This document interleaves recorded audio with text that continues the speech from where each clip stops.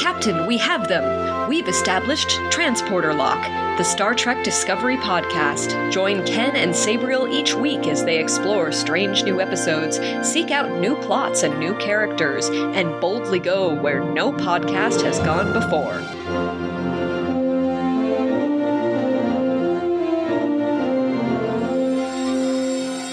Hello and welcome to Transporter Lock episode number 83 for Sunday, November 28th, 2021. I'm your co-host, Chief Engineer Ken Gagney.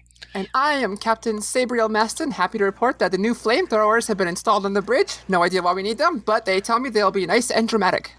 Well, you know, I don't think every part of the Discovery has been future-fitted for the 31st century, so they had to keep the flamethrowers. I mean, I think they added them.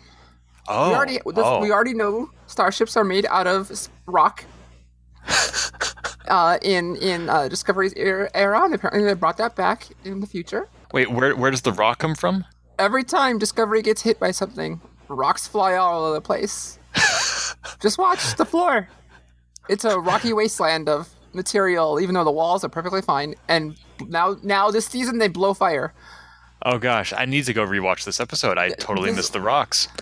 Yeah, this has been since Discovery started. But could that be because in the future we have one of those creatures where McCoy said, "I'm a doctor, not a bricklayer"? Maybe they're in Starfleet now. Well, there are Horta in, I think, the Beta Canon serving on a starship later, but not in Discovery. Well, as you always say, Bri, just because we don't see it on TV doesn't mean it isn't happening off screen. All right, but TOS is where it started. The Horta started. That's true. So the first 3 seasons, or the first 2 seasons of Discovery would not have had a Horta. But now that they're in the future, and we have Ferengi in Starfleet. I know, because we've never seen that before. Right. Well, we saw Nog, which I think this Ferengi is an admiral, right? I didn't look that closely. There was also a Ferengi on TNG. However, it was one of Riker's future visions, and he's like, "This is clearly wrong. There's a Ferengi serving on the bridge." You know, I actually meant to mention that because in our episode with Kraft, where we were talking about Prodigy, we were trying to figure out what year Prodigy takes place. And the year Prodigy takes place is the same year that Riker woke up with amnesia. Oh. So if you look at Memory Alpha, what happened this year? And the 2 things that happen are the USS Protostar is discovered and Riker wakes up with amnesia. Interesting. And very short entry. Yeah, so if that gives you a sense of when in Star Trek timeline stuff is taking place, that's the context. Well, speaking of anomalies, right? Data, we should talk about Discovery episode here called Anomaly. Yeah, season 4, episode 2 has the most generic name ever. This could be 50% of all Star Trek episodes. Time's Child, the essence of tomorrow. Tomorrow is tomorrow. No, it's Anomaly. Still, Anomaly encompasses a lot of them. Anytime you travel back in time or into the future, or there is something disrupting your gravitational pull or your warp propulsion, it's an anomaly. So, why does this episode get to be the anomaly? Well, because it's what it's about. But it's not even the anomaly. It's just Anomaly. I'm waiting for the episode, Some Kind of. I love that techno remix. I also saw a supercut, side tangent here, of all the times that Star Trek says "on the double." On the double, that's nice. There was another one recently. Archer. God, what was it? It was something like... it was a great Archer one. He said a line, I wish I could remember it now. Ad nauseum during the entire series. I never noticed it. But... yeah, you can there's a lot of great compilations of these phrases that are said a lot in Star Trek. And when you hear them often enough, you don't notice it one by one, as you just said, but when you hear it repeatedly, you're like, first of all, how did I not notice that before? And second of all, what does that even mean? I'm trying to figure out, where did "on the double" come from? Okay, it's British military slang, according to Urban Dictionary. But why would it be so pervasive in Starfleet? That's not British military. Come on. Okay. Maybe, Gene Roddenberry heard it a lot, or, the producers of the original Next Gen said it a bunch. Or maybe, it's kind of, I guess maybe Star Trek is where I've heard it the most. I mean, I admit that it is no longer exclusively British slang. Right. I have heard it. I'm not in the military, so I am exaggerating a little bit. But still, when you put all the instances together, like, oh, it feels like Star Trek used it a lot. But then, of course, out of 800 plus episodes, did they really? Probably not. That's the whole point of supercuts, is to exaggerate the instances of these things. I just Googled, or in Reddit, I just searched compilation, and some of the lists here, there's results that show, I'm going to compile a list of every sexy lube scene from Enterprise, or compilation of Guinan's outfits, or one of my favorite ones near the top, O'Brien's shoulder, a compilation. What? Okay. He was always having shoulder injuries from Next Gen and DS9. That's true. Okay. I thought it was some sort of a weird fetish you were talking about. What? Like, let's just look at O'Brien's shoulder. Like all the times that his shirt ripped off at the shoulder and you got to see some sexy Irish shoulder. I suppose without context, that's where one's mind could go. So what does it say about my mind? I wasn't going to go there. You know what? We are talking for 88 minutes already, and we have not talked about Anomaly, an episode I really liked. I think that's 8 minutes and 80 seconds. No, it's 88. Okay, if you say Actually, so. I did not look at the recording time. I just said a number. Well, if we're going 88 miles per hour, then we are going into the future, the 31st century. So, we have a big black hole or not? Yeah, we thought it was twin black holes, and then Stamets decides to quote Alice in Wonderland and declare that it is not anything he recognizes. And that is this week's episode. Thanks for watching. I really enjoyed this episode. Me too. And one of the things about Discovery is every season is this galaxy threat. And hold on, now I'm all thrown off. That results in a lot of very frenetic scenes. Like last week we had the space station. This week we have the anomaly itself. There's always something that's putting people's lives in jeopardy. There are no like slow, quiet episodes where you're just talking about the prime directive. And yet, this week they still did a good job of building character moments into the action. Like whether it's Culber talking to Tilly in the corridor or talking to her, when she's looking at a scientific screen saying Adir is just trying to impress you, or whether it is Stamets and Book talking, or Saru and Burnham talking in Captain's quarters, or then again on the bridge. They did a good job of, I thought, building those interactions in.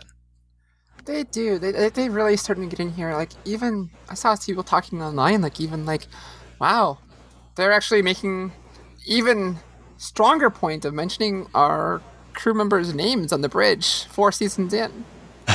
But no, there's a lot of good character moments here. There's a lot of fun ones. There's a lot of interesting ones. There was good ones. What were some of your favorites? I mean, I really liked the talk about transition for Adira and Gray. Wait, you mean the one in sickbay? Mm-hmm. Okay. They had a conversation in sickbay, if you recall, of looking at a body for Gray. And Gray even mentions the word transition, as in the transition they had gone when they had a body before. And but also he had fun little moments here. He's like, well, if I get a second chance at body, I might as well change a few things. And but it was just a fun little conversation with a nice, kind way to explore that. And I don't think I've ever seen that in a mainstream television show. Same with last week when just heard someone refer to with their non-binary pronouns. Right. And like I said, I think I mentioned, I told someone anyway, caught me off guard, not because that was shocking to me. It was shocking to me that it happened, period. Yeah. Yeah, that whole scene about the transition, that is a powerful metaphor and not one that had occurred to me. It's one of the reasons why I love book clubs and engaging with you in podcasts and the like, is because other people pick up on things that I don't. I tend to initially interpret texts and media in a very superficial fashion. And so I was thinking about Gray, getting a new body because Gray does not currently have a body. And I hadn't thought about, well, what does that look like nowadays? I'm like, oh, there are people in the audience who might appreciate this on a different level. Gosh, I was thinking, like, I realized, like, I don't go to the Star Trek subreddits as much. That's where a lot of discussion happens, and as much as I used to. Also because discussion tends to be so base level uninteresting to me. Like, I want to explore these characters deeper, but so many people are very upset that Michael is the star of the show when everyone else is people that are around her. There are people who don't even bring up the transition things. It's like, I mean, there's just not a lot of early in-depth discussion. Usually the in-depth discussion happens years later, and I think it's unfortunate. So it's nice to have a place to talk about the lower or the deeper level things. Yeah, there is a subreddit called the Daystrom Institute, but they don't tend to talk about particular episodes like you and I do. They're more thinking about the futurism of Star Trek and how things work. Yeah, and even over time, I found out myself, like I used to love that stuff so much, and now I'm just, as I get older, I'm like, I'm just here for the fun story in a futuristic world. It's kind of neat when I like when they can make connections, but I'm not one that's like, oh, they said the ship couldn't go 9.6, but in episode 4, whatever, blah, blah, blah, they went 9.99. How do they do this? I'm like, I was like, to me, that minutia is not as interesting to me as it used to be. I still find it interesting, but I think there are bigger stories to be told.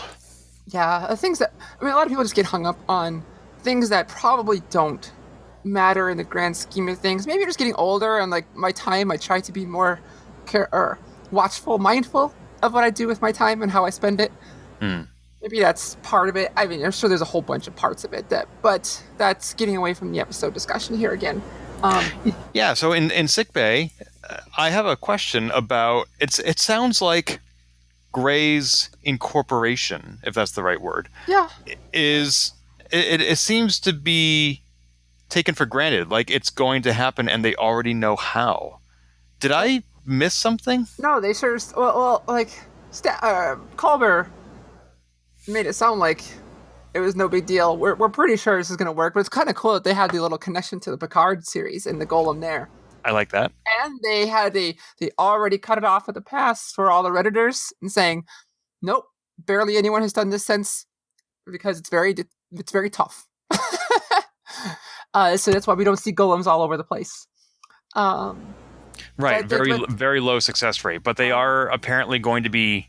So they sound pretty confident. Yeah, so this body that they were looking at is not like, they're not actually going to be putting Gray into a hologram. This is just a draft of the body they are going to build using the same method that Data's brother did, apparently. Yeah. Okay. I didn't realize that anybody had that tech. And also for Culber, that's still future tech. Like Adira says, wow, this is 800 years old, and to Culber it's more like 200 years in the future. Right. Still, yeah, it's one of those, like, I like how they're just like, yep, it's been a few years, we got this. But also the consciousness, it seems to me to be part of the Tal symbiont, and I don't understand how they're going to extract just that. And if they do, then that means that Gray will not be a joined Trill. Gray will just be Gray. Mm-hmm. And yet Gray's memories are still part of the Tal symbiont. So are they going to extract that and Adira will no longer have it? We'll find out, I suppose. Yeah, these are rhetorical questions at this point. It's too soon to say. I'm just wondering... These are the things I'm hoping that they will address, because we've never seen a Trill in a human long-term before. And there are all sorts of precedents being set here, and I'm eager to see what they are. I think we're definitely going back to the planet Trill at some point this season as well. Isn't that what Gray said that they want to be, is a guardian? The Great Guardian of the people who mind over the symbionts. And so apparently he wants to be one. Of all the things he could be. I mean, I don't have a good impression of Trill Guardians. They seem rather xenophobic. You know what? But someone can like start things up and make things better. It's true. We have not seen any of those characteristics in Gray, so this might be the start of a new generation. Mm-hmm. No pun intended. Next generation even. Pun intended. That too. Let's see. Also, speaking about character moments, you and I talked in the last season of Transporter Lock about a teaser we had for the 4th season, which was that Stamets was going to get to interact with somebody that he has hardly ever interacted with before. And I think you and I theorized that it would be Saru. And this episode, we found out it is, in fact, Book. I honestly don't remember that discussion at all. But yeah, to Book, they didn't have much reason to interact last season. Except now they have in common that they can drive the Spore Drive. And they're like, oh, well, we get arm tingles together. Yay. Honestly, entirely forgot that Book can do that until it was brought up again this season. I entirely forgot. I don't know why. Oh, yeah. That's one of the things you brought that up last week on Transporter Lock, which was they're building the next generation of Spore Drive. And you said, yeah, now that any Quajon can drive it, that's how they can get around it. I don't think that's exactly what I said, but yeah, until this season, I had just forgotten that happened at the end of last season until the season started. I don't know why that specific spot just like boop gone. And bloop, it's back. But yeah. I mean, there was some unresolved issues there that I'm glad that they got to go through a little bit. Stamets saying like, "You remind me of what I almost lost." Stamets also kind of seeing what it was like to work with him in season 1. Someone who's very standoffish. Yeah, we still get moments of Stamets that are like that, and I appreciate knowing that he's not like a fully recovered jerk. This is something that people still struggle with. You don't just recognize the error of your ways, but as he started the show with Culber, but then he lost him and then got him back, and now he has a child, and now it's just nice to see that character growth, but also to recognize that he still remembers where he came from, which is being a jerk. Mm-hmm. But also, although some of the things he said to Book, though, did not strike me as very helpful, because he says to Book, "You were the only one who could save my family. And while I was helpless and could do nothing, you're the one who saved them." And if I were Book, I would have thought, yeah, and nobody did that for my family, did they? I don't think it was quite the same situation, but I could see what you mean there. And that's also Stamets. He admitted multiple times he had no idea what to say to him. Yeah, he said, like, I'm supposed to follow your lead. You're supposed to tell me what you need. And Book is like, I need you to stop talking. I mean, no one told Book that they're going to tell Stamets that. Right. I do like this new holographic projection technology. That's pretty cool. That's going to come up again. I hope so, because it has a lot of potential. Although I am curious, the holographic projection, yes, there was some static caused in either direction, but nonetheless, it was still able to maintain a connection. And yet all the data they collected about the anomaly, that could not be transmitted back to Discovery. Yeah, there was... I mean, maybe the tether was helping. It was also like our tether, our programmable-matter tether. I'm like, there's a lot of like, all right, we have our MacGuffin that can help a lot in every situation we need it to. I mean, it's not the first time we've seen holographic data be treated differently from traditional data. I just found it curious that holographic data is extremely dense. Like, there's a lot of information being transmitted there. You can't fit a few scans of the anomaly. I don't think I'm going to get a satisfactory explanation to that. I don't need one, but I had to bring it up. You can only do so much if our plot says we can't. Oh, that also reminds me. As I'm poking, as I'm saying that, there was a great line from Saru. Got to say, Discovery will not survive much more of that. Very precise. It was like basically the Scotty line, but Saru saying it later on. Completely unrelated to the scene that we're just talking about, but it made me think of that. Oh, and speaking of particular lines of dialogue, you nailed it last week. There were two things you said that were probably indicating future character arcs or conversations. And you were right about both. One was Tilly on the space station, not knowing what she was going to do with the rest of her life, and when she got back to Discovery. And the other was Adira when they crash landed in the shuttle bay, saying, "What happened? I thought we were safe." And both of those things came back this week. They did. I loved this little bit with Tilly. It came up much through the story. We got to have, in connection with this, we got to have a cool little Tilly Saru scene again, which I loved. You know, she's like, "Are you taller?" But she also revealed that she's not doing okay. And when they got into the turbo lift, Saru gave her a pat on the back, which was really kind and sweet. And then Tilly had a moment later when she's talking to Culber, and she admits that she is not doing okay, and has a conversation, basically, or literally asking for therapy, and having the discussion that you never see on TV of someone, or in this regard, asking for help. Unless it's a huge dramatic moment for a television show. Here she's asking for therapy. And I think that was intentional, like, to show, like, hey, it's okay to ask for help. And I thought that was just really well done. Yeah, one of the things that you and I noticed last season was that Culber, having fairly recovered from his prior death, he seems to have a much lighter touch with people. He seems to be much more in tune with their needs beyond just the physical. Because that's what I would expect from a traditional medical doctor, someone who you find in sickbay, is that they're going to treat your physical wounds.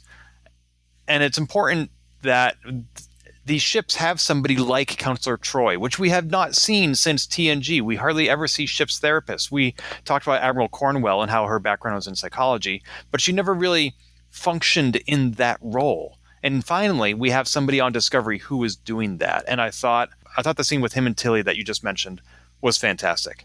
I really loved how they ended it too. Very much like what kind of conversation two people like goofing around on a stage would be like, "All right, I'm gonna go do my thing," and he's like, "All right, you go save the world." It was just very adorable. It felt very real, in ways that Discovery has shown that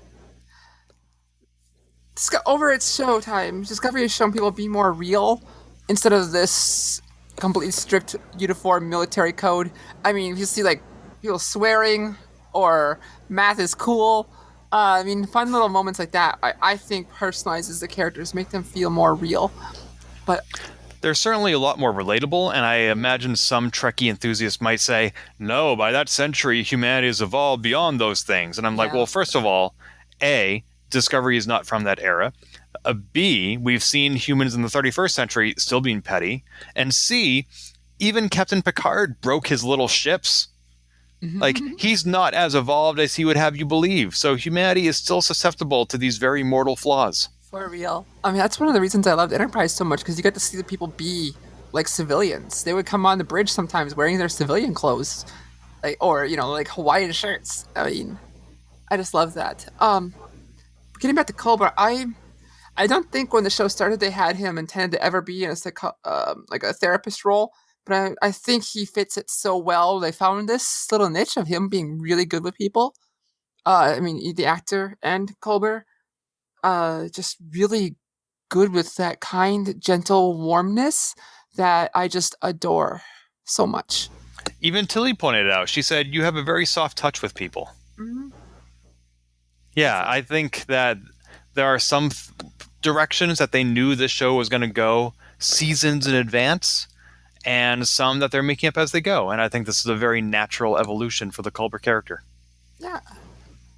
Back to the show. Oh, character moments. Saru had a few where we find out he was offered a command of the Sojourner. He declined it because he really wanted to be here with Michael to support her. And at the very end, the last scene, just before we saw the creepy eye in space, that was totally an eye. We see him standing there looking out into space, and he's gently touching his little symbol from Kaminar that he wears on his chest, and clearly show him lost in thought. And I was just like, just the touching little moments like that Whether it's going to come back importance now or later, I don't know. But I love that little subtle thing of like he's just thinking. And I thought that was just really well done. I like that they allow Starfleet characters to have these touches from home. Like at first they told Ensign Ro, you can't wear your earring, which was stupid because there was Worf wearing his sash. But eventually they let Ro wear her earring, and they let Deanna Troi wear all sorts of things. Mm-hmm. And finally they also let Saru wear his little pin, which was nice. And also, you and I, especially you, again discussed last week about how you can have a captain as your number one. And that's exactly what happened this week. Yes. Just like Spock. Yeah, and he did a really good job. I mean, his spots were like very much like Deus Ex Machina is too strong of a word, but he knew the specific answer for the specific need. Like Michael was on the holodeck looking at Vulcan/Navarre, and they come back to her quarters, and she says, she's struggling letting someone go, worried that they're do a mission, worried that they are going to do something to take unnecessary risks. And I'm like, Michael, you're just talking about captaining yourself. But also, he instantly had the solution of like, well, what if we have a tether and a hologram? And then when Book is having a moment in the anomaly, Saru just comes over and like, you got to activate the cone of silence and talk to him, basically. And he had the exact answer. And so that felt a little weird to me, but also kind of fit because Saru spends, or at least in the past, spent so much time studying captaincy and leadership. And so it works, but also felt weird to me. How about you? Yeah, I totally see where you're coming from. That is all true. The thing that stood out to me more was I again marvel at the evolution of the relationship between Saru and Burnham, because in season 1, episode 3, like her mere presence on the ship caused his threat ganglia to emerge. And now they're best friends. And I know that's a believable evolution, but it still shocks me how far they've come. As for him becoming more comfortable in the skin of a captain, well, I think that comes from two places. One is he was captain for most of season 3, and he was still looking to Zora for advice and recommendations at that point. But also, remember, the first 3 seasons were contiguous. There was no break in between, and now we've had 5 months in between.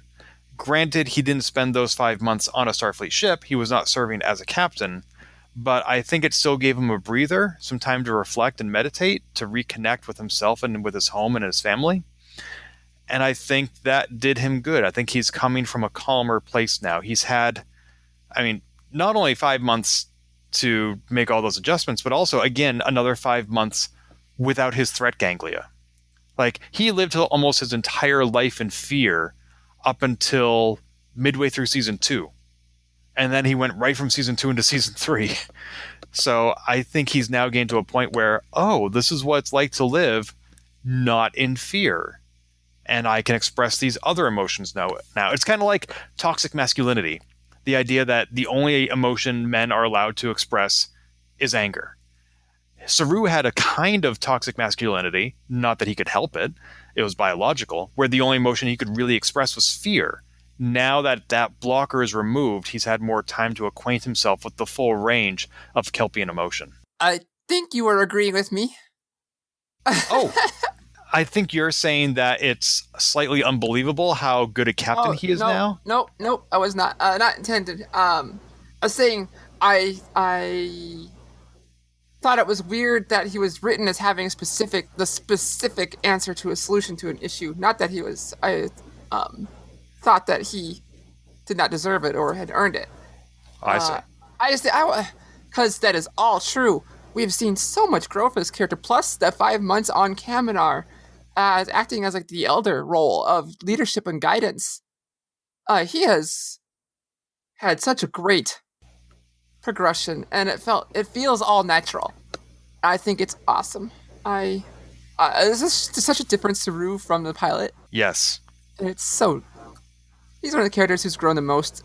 I mean, him and Michael are the two characters who have grown the most because that's basically their show. But it felt really well done. I mean, and to him countering, like, basically, like, he knows that Michael is basically in this situation, worried about being a captain for her, someone just like herself. Mm-hmm. Yeah, we still see more character evolution from the main cast than we do from the rest of the bridge crew. We saw some character moments with Detmer last season, but the rest of the bridge crew, not so much. Like, we learned this week that Bryce went kite surfing as a kid, but last week on Transporter Lock, you and I could not remember Bryce's name. Yeah, well, I realized, it's like, oh, that's why I got confused, because Reese and Bryce sound similar. Yes. I have that same hang up myself. And, you know, like, but we don't, what do we know about Bryce other than he used to kite surf? Anything? Bueller? Top of my head? No idea. What? Top of my head? No idea. Yeah, exactly. I remember she was from, like, a Luddite community in season 2, if I remember correctly. Mennonite, I think, wasn't it? Oh, I thought it was people who were didn't want tech. Yeah, I mean, Mennonite is similar in some ways to the Amish. Yeah, but I didn't think it was a specific Earth thing. Maybe, I forget. Some kind of ite. No, I think I thought it was Luddite. But anyway, that's the last thing I think we know about her. Mm. I mean, we saw her doing more on screen during the Mirror Universe episodes last season. Yeah, that was awesome. For a while. Yeah, she was cool there too. And do we know anything about Reese? Nothing on top of my head. Exactly. But also, is that true for Jordy? Like, or Deanna? Like, what do they do? We know that Deanna likes chocolate. I remember that. Yeah, but Jordy? we know all about Deanna's mom and her relationship with her father and how she had a little sister and... Right, see how a lot of these things they're not about her, they're the things that about her, around her that make her interesting. And also her history with Riker. I mean, that's her personal relationships. I was thinking more like her, what is she like? Her hobbies. Chocolate. Therapy? I mean, that's her job. Well, you know, her hobbies, like I like mint. That's all I need to know about you, Bri. I mean, it's like, what do we know about... No, I'm not... It's not necessarily one to answer. I mean, this is why every Christmas gift I've ever gotten you has been mint-based. Because it's all I know about you. You just gave me that, like, mint leaf. It was really great, but I didn't know what to do with it. No, mint tea, mint chocolate, mint toothpaste, mint floss. Uh-huh. Oh, that floss here was great. Right? I still feel like most characters, you kind of know, like, one thing about them, and, like, now we know Bryce likes kite surfing, but that's never going to come up again. Unless it does. If only we had a kite surfer on the bridge. Wait a minute. It's unfortunate that this is... We know it's the Michael show. Mm-hmm. And it just feels like maybe I'm grasping at straws here, because do we know much about the other people in their shows? And maybe not. But just so maybe we're just I'm grasping because I want more. But maybe this is actually what we've got in all these shows. Well, conversely, there is another phenomenon or television trope, I forget the name of it, but we saw it in Quantum Leap, where whatever quality or background trait the episode called for, Al had it. Mm-hmm. He's like, oh yeah, I grew up in an orphanage too, just like this person you're trying to save. Oh yeah, my sister was also special needs. I also was in the war. I also took boxing lessons. I also know how to play the piano. Yep. Like, he's quite the melange of characters, and like, we don't want... That's the opposite extreme. We don't want that where, like, next week they need somebody who used to know how to play water polo, and Bryce is like, oh, I did that too. I used to play at Stanford. Yeah, there's another camper then who did that. Archer. Right? See, everybody. Anyway. The bridge needs... apparently all these years they have abandoned seatbelts yet again. Yeah, you know, when the gravity cuts out, that doesn't necessarily mean everybody immediately flies into the air. Like, when there's no gravity, things that in motion stay in motion, and things at rest stay in rest until an external force is acted upon them. And so I guess you could say that whatever wave hit the Discovery knocked out the gravity, and then the inertia from that same wave knocked them into the air. Yeah. But it just seemed like a popular depiction of anti-gravity or lack of gravity rather, as opposed to what it would actually be. Yeah, I thought the effect looked so dang cool, but also I suppose we could say that that was part of the nature of the unnaturalness of the gravity, that it intentionally did that to them. But I suspect that's not where they're going to go with that. But I thought that, yeah, but I agree with you. Yeah, they didn't just start slowly floating away like we probably should have. It is a cooler effect than the bridge of the TNG cast rocking back and forth. And the fact that, right, and they never lost gravity. They'll say some deck lost their gravity, but like, it was way too expensive for us to show. Right. It looks so damn cool here. I loved it. I also loved, like, status report, and Nova was like, I can't reach the panel. And also Tilly, like, good news, we know when the next wave is going to hit. Bad news, it's 2 seconds from now. Right. I was like, second watch, I'm like, Tilly, just say it. Brace it. Hold on to something. You could have said it's 4 seconds from now and saved yourself that much time. Being clever may have cost somebody their life. They could have strapped into their seatbelt. It was still funny. A funny and neat scene, but it's like, yeah, you could have saved us from this. You could have saved the show some money, Tilly. And speaking of character moments, I like when she was harsh with Adira, because that is what the moment called for, and we would not have seen that sort of forcefulness from Tilly in previous seasons.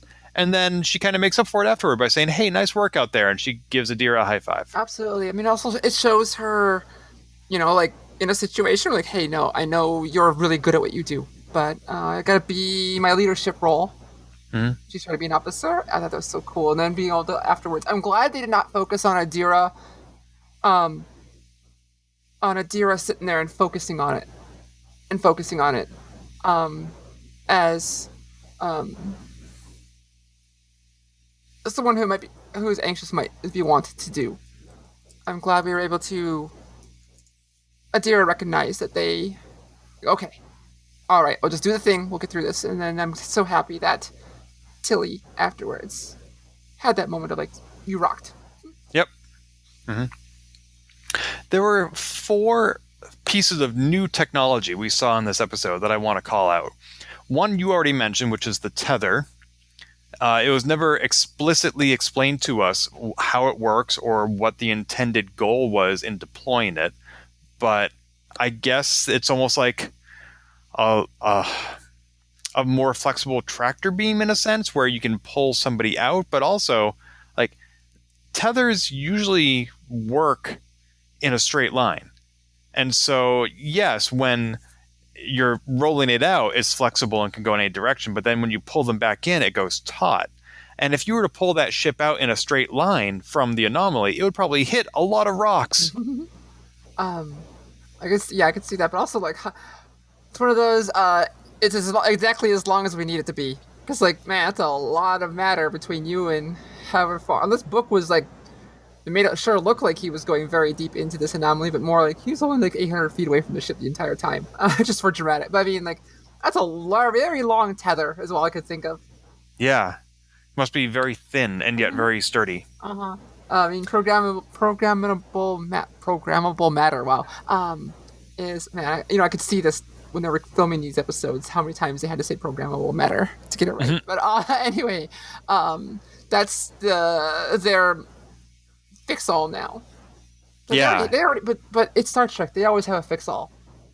It's true. If you're not reversing the polarity, then you're deploying programmable matter. Yeah, exactly. Or, get the deflection dish and do a thing.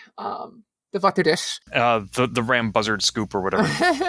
Let's see. You also mentioned that there is now a holodeck in the captain's quarters. I just said holodeck. I think there is actually a specific holodeck, but what, they can just beam whatever they want, Dave. Do that. Because Saru, but it could have been. Maybe you just access it however you want.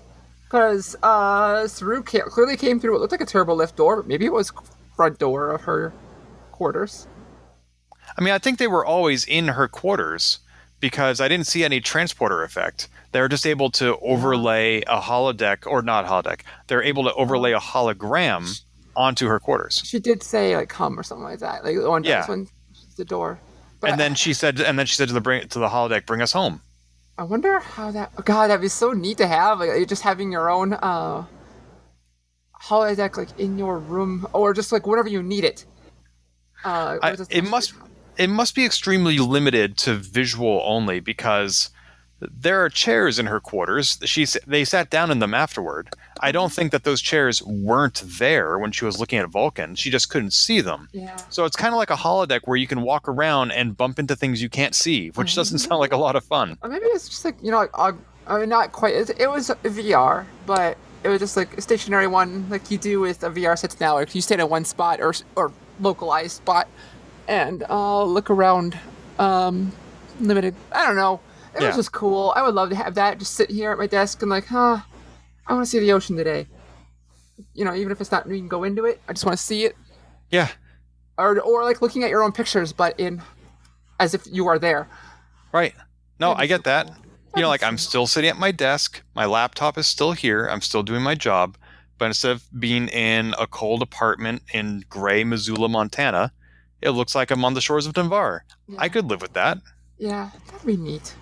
But I mean, we're getting there, but we're not at this level. We are getting there? Just VR. Just increasing VR. No, yeah. No more meaning than that. Tech is happening. But the most popular VR is still owned by Facebook, and I refuse to use it. Let's see, 2 other pieces of tech. One is, again, you already brought this up, was the cone of silence, which is exactly what I thought of when they brought it up. If she gets a telephone out of her shoe, then I'll be really excited. One of my first thoughts was she asked one of the bridge crew to activate it, and I was waiting for her to ask the bridge crew to deactivate it, and the bridge crew couldn't hear her. Like, hello, I said turn it off. What? Turn it off! Like, she must have a button on her command chair console to disable it. Couldn't she also enable it the same way? Because also, they are still in the middle of a tense situation. What if she needs to give her bridge crew a command and this cone of silence is up? Like, is she very quickly toggling back and forth? Okay, Book, I'm back with you. Oh, I gotta say something to the bridge crew. Just a moment. Blah, blah, blah. It's just, oh my gosh, so much potential. Right? Exactly. It's just like being on a phone. Although I did love near the beginning of the episode where she activated a ship-wide comm channel and she gave a dramatic speech just like we saw on Lower Decks from the Red Shirts. Oh, you're right. Yep, she did the captain's speech. Well practiced. Right. Right. That's exactly what they were making fun of on Lower Decks. And then they'd turn around and do it for real on Discovery. I'm like, are you watching each other? I mean, I didn't mind it in this episode. I just thought, given the context of Lower Decks, it took on a more humorous tone. Right. You're just aware of it. Like, it's one of those things you probably know exists, but you don't think about it until now it's been pointed out. Like, yes, all captains have their dramatic speech. Right. Kind of like when anybody says some kind of, or anytime Riker sits on a chair weird, or now when they say on the double, you're gonna notice it. Or I figured out what the video with Archer was. It was anything. I saw you put that clip in our chat. I will include it in the show notes. The fourth and final piece of new tech I wanted to point out was that the ship's computer has now named itself. It is Zora, just like in the short trek Calypso. Yes. I read the showrunner said something, showrunner said something along the lines of never confirming that those were the same universe, the stories, but did say but yeah, now named Zora. Kind of like, yep, we are either now going to allude to it or we may never use, but basically they were saying we may never go back to the Calypso story, but we did add a little bit from it, is what they were saying. It certainly allows them the option to go there. Yeah, basically she did specifically point out, it's like, it's still on our mind, but it may never connect. Still, though, I find it interesting that nobody at Starfleet so far seems very concerned about the Discovery computer being sentient. Right? I mean, Earth, unless... That seems like it'd be an interesting conversation to have on screen. So I hope it's not one of those things they deflect off. Because or it's now maybe it is one of those things we just accept. Because she said Saru's like Zora, like yep, she named herself. And then even during the episode, she when they're all floating in the air, she specifically says Zora. What's going on? Right. And naming yourself, I mean, they could have made a scene just out of that, about a computer coming to terms with its identity and trying to decide how shall I be known, and why that term. Is she just a fan of the fish people from The Legend of Zelda? Wasn't it a character in the film that they watched? Funny Face? Yeah. I don't think... It's been a while since I watched it, so I could be completely off. I was just spit a bit. I don't know. That was Audrey Hepburn played Joe Stockton and Fred Astaire as Dick Avery. I don't think there was anybody named Zora in that movie. No, just hypothesizing. But anyway, yeah, I mean, we've seen computers become sentient before, like Next Gen's Enterprise D computer did that once too. Yes, and I feel like I bring that up in every other episode of Transporter Lock because it's one of those threads that never got tied up. I kept waiting for it to show up in the Delta Quadrant in Voyager, and it never did. And oh my god, I want to know what happened to the sentient embodiment of the 1701D. Right? Well, maybe it's here now. It's like I'm back and I'm mad. I'm basically, I learned this lesson from the whale probe. I'm going to keep destroying planets until I hear from Picard again. Right? I mean, we don't know where Vidger came from. We don't know where the 1701D went to. See, this is exactly kind of a similar conversation I was having with my friend Shar, who does Punch It podcast. We sometimes talk about things like actually brought up like Vidger. We're like, so last thing we talked about, like, if this is something that's known, I said, maybe it's extragalactic. And we talked about Kelvins a bit. And Shar and I talked a bit more of like, but if it could, I mean, obviously it could be something else. That was just purely if it's a known, but also like, there are a few things we don't know, like the source of the whale probe, the source of, or who changed Voyager to what it became, Voyager to what it became. Like Beta Canon, I think said the Borg did it, or maybe even I think that was the book that William Shatner wrote. No, I think you're right. Said Voyager was done by the Borg, but that's not canon. No. So, but we have all these things that are unanswered still in Star Trek. If it's a known, it could be someone completely new. Right, and here are you and I saying that we have less interest in the mechanics and more interest in the story. I'm like, well, those are stories that haven't been told. We want to know. Anyway. And that thing, that looked like an eye. That was intentional. That is where we need to end this episode, is talking about what is the nature of the anomaly. And one of my questions was, they panned out really super far, and I wasn't sure what that shape was supposed to indicate, but you're saying it is an eye? Well, it's an eye, totally. I took a screenshot that there's no way I will describe it. It's blue. It's a certain, no, I'm kidding. One of the cuts as it was pulling away was intended to look for like an eye for like a split second, and then the screen flashes as like a star system goes by, and it goes out a little bit further, so you can't focus on it too closely. But I took a picture. I'll share with Ken offline. But then Shar and I were trying to talk like, I know this is an eye. This looks like an eye. It's supposed to show that this thing that I've already said was unnatural is unnatural. It's something is causing all this stuff. But we're looking like this image looks so familiar. And I'm trying to find, and I think there's something more familiar than this, but it does resemble pictures we've taken of black holes. But I still think this is a being or artificial construct made by a being. Well, these are my two broad theories. One is that the anomaly itself is sentient, or two, the anomaly is being controlled by something that is sentient. And that doesn't exactly narrow the playing field, either of those theories. But I posted into a Facebook group about Star Trek Discovery our theory, that it is the Kelvin Empire. And I had several people write back and say, no, we think it's the sphere builders. I saw some people talking about that too. And I'm like, I said, think. That's a strong word. I said, if it's someone we know. sphere builders would be interesting too. I hadn't thought of that until I saw it this morning when someone else mentioned it. And like, feels weird because they're not reshaping the universe or galaxy, but maybe. Well, I think it's not the sphere builders, and let me see if I can count at least 3 reasons. One is the temporal Cold War, of which they were a part, was not overall a popular storyline on Enterprise. It would be weird for them to bring back an unpopular storyline. 2 is the sphere builders, their issue was with Earth, not with Quajon.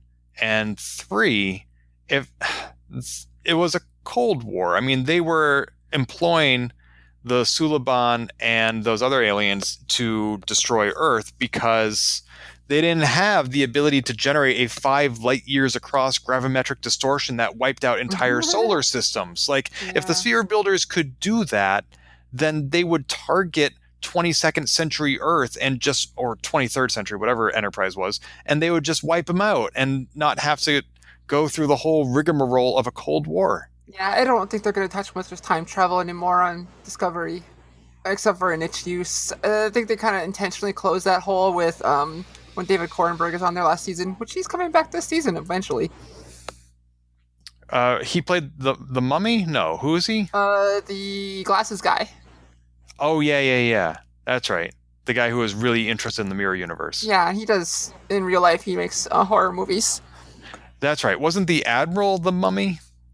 He was in the Mummy. I don't remember if he was. I just don't remember. But yeah. But so like he's coming back. But I don't think they're gonna do time travel anymore unless it's something niche. They basically cut that out. Like, turns out time travel is pretty complicated even for us, or it has complications. All that. Yes. Yeah. I mean, the first season was the parallel universe. The second and third season. Well, second season they went into the future. Third season they are now in the future. Fourth season, I feel like you're right. They need to get away from that and do something different. I thought it might be interesting if they actually are encountering a natural phenomenon, which in a way they did with the burn. But somebody on Facebook posted a link to a very specific actual phenomenon. I forget what it was called, like false nuclear vacuum or something like that. I'm sure I got that wrong. And my question to them was, how would Starfleet fight such a thing? And the answer was, you can't. It's a natural phenomenon. It's like, that would be really interesting. Like, how do you prevent something when there is no person to fight? Like, Starfleet rarely needs to encounter that on this galactic scale. Yeah. But also, that thing went at them with intent. Yes, that is why, even though they stay in the green zone, they were still buffered, is because it was intentional. We didn't really and I don't think we really got anything yet new regarding the anomaly this season, or this episode, because we already suspected it was something behind it. Mm-hmm. So I don't think the crew needed to find that out, but I don't think we literally learned anything. Well, we know that it can change direction, which no natural phenomenon should be able to do. And yet, if they can't predict where it's going, how did they know where to spore drive to find it? They mentioned something at that meeting they had where they knew roughly where it should be at the moment. And at the moment at that time it was acting naturally, but then the instant they got there, things weren't adding up. I see. It's almost like Heisenberg's theory. The more you look at something, the more it changes. Yes. So it wasn't changing direction until they tried to predict it. Uh-huh. So they just need to build a 5 light year across Heisenberg compensator. And then bring it back to the first episode of the season. Perfect. That's right. Done. Boom. So, lots of good character moments in this episode. Well, and while we didn't learn anything new about the anomaly, really, at least anything that's relevant yet, the characters did. Mm-hmm. And so that was needed. And Book did a fast pace, a very quick, I need to go through some stuff. But so that's kind of like the recap. We learned what we already know. They got some cool character moments. And I can't wait for next episode, which they have not been doing next time on Star Trek Discovery as soon as they were before. I'm fine with that. I always skip those. It was nice to come home from Thanksgiving and have a new episode of Star Trek to watch. That was cool. I still watched it before I did all this stuff, but it was cool to have it on a Thursday where there's a holiday. Because in the old days, they would never do that. Back Right. in UPN or whatever. It's like, nope, we're going to put on our little, a special Moesha Thanksgiving or a special, oh God, what else? What other episode shows were on there? Time Guy or whatever it was. Time Tracks? Time Tracks, the Thanksgiving special, or... Wait, that wasn't UPN, was it? It was something where he went into a sphere and went time traveling. Or alternate reality. It wasn't Sliders, but it was like similar concept. Then there was also Jake 2.0, the Thanksgiving episode, or whatever. They would always... all these old UPN shows. Well, why couldn't they do Discovery Thanksgiving episode? Like, couldn't they have just... We got that last season. Oh, that's true. They all sat down and had a bickering dinner. Honestly. Last week I had that dream where I went down to the planet Quajon and everybody was fine. Uh-huh. I had another Discovery dream this week. Wow. I hope this becomes a trend. Do you remember it? I do. I went to the Smithsonian, and kind of like how the Phoenix is hanging there in the future, there was like a small model Discovery, almost like the model they use on the show, even though it's all CGI now. Except, this is the part where it's a dream. The ship was made out of portobello mushrooms, which explains the spore drive. Yes.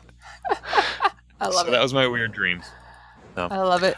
I have a few notes not about this episode, but last week I mentioned how I had watched these 3 shorts, 2 starring the same actor in Star Wars, and then another random Batman show, and how 2 of the shorts had Doug Jones in it. Mm-hmm. And I mentioned that I did not understand how I got from the Star Wars shorts to the Batman short. My original thought was it must have the same actor who was in the Star Wars shorts, and I looked at the credits and I hadn't seen him. Well, I missed him. Friend of the show, James, wrote in to let me know that same actor who played Han Solo in Obi-Wan Kenobi also played the Mad Hatter in that Batman short. Really? Yeah, so that is a much more logical explanation for why I was watching those shorts. Nice. Also, when we posted the Prodigy episode, it was originally posted on our website as being about the first half of the season. That's because Lower Decks has 10 episodes, and we watched the first 5 episodes of Prodigy. Somebody on Facebook pointed out to me that the first season of Prodigy is actually 20 episodes, not 10. So our podcast was the first quarter of the season. Our bad. Huh. So I honestly still have no desire to go back. Maybe I'll just be reviewing the rest of the show without you. I mean, unless I hear something cool, which is possible. I mean, I'm not just throwing it out there. But, no, you can listen to those episodes, my thoughts on Prodigy. And so that's why I didn't know how many episodes there were either. I just made an assumption, because when's the last time we had a Star Trek season that lasted 20 episodes? No, I think it was fair. I think it was a fair assumption. Yeah, I mean, it must have been the last season of Enterprise, which was 16 years ago. Mm-hmm. Anyway, so that's all I got. Anything else from you, Bri? I was thinking, dang, Star Trek really seems to get good in its 4th season, and I wish Enterprise could have gotten more, and I hope Discovery gets more. And TOS never even made it that far. Yep. Well, there's different circumstances, but yes, season 4, if you can make it, tends to be where things get really good. Happened in Voyager, happened in DS9. It's happening here so far, and I hope it continues. Until next time. Punch it. No, let's fly. I'll figure this out eventually. Bye. It's a new season. I need a new one.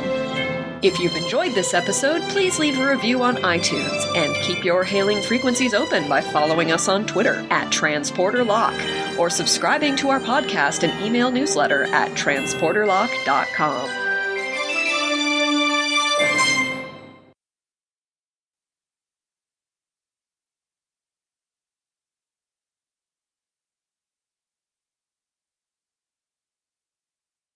You would think that in the 31st century, with these personal transporters that people have built into their comm badges, like back on Deep Space Nine, you could transport a uterus Like, why can't we just have automatic transportation of our poop? That's the Harry Potter method. It is? Oh, remember that a few years ago? Well, after all the books and films had come out, JK tweeted out, just like at random, nobody asked, what do people do, or wizards do without plumbing? And she just said they just shit and then magicked it away. But they still have to excrete it in the first place. Okay, I see what you're going for, but... Right. I'm saying let's just save ourselves that effort in the first place. I mean, I don't know why our food in the future has to be giving us nutrients our body doesn't need. That's true. Of course, our food is made from recycled poop. Uh-huh. We learned that the hard way. At least in the Starfleet universe. Right, but now that they have dilithium, maybe they can make better food. A poop question? Really, Captain? Trip Tucker. Do you remember that episode? No. Oh, there was an episode where they're answering questions from school children on the bridge. And someone asked and they had a question, like, kid, like, what do you do? How do you go to the bathroom? Or what do you do with it? Something like that. And it said, and Trip Tucker, it's like, really, Captain? A poop question? Even in that century. Uh-huh. Why not? I remember reading about one of the first female astronauts, and those questions she was getting from reporters were like, how do your husband and kids take care of themselves while you're gone? Yep. And she was like, excuse me? You don't ask that of the male astronauts. I'm a frickin' astronaut. Ask me astronaut questions. Yep. Well, I hope that by whatever century Star Treks take place in, we're not asking sexist questions, but poop questions will always be appropriate. Right. Now we've recorded our outtake. Oh, yeah, you've been recording. I didn't know that.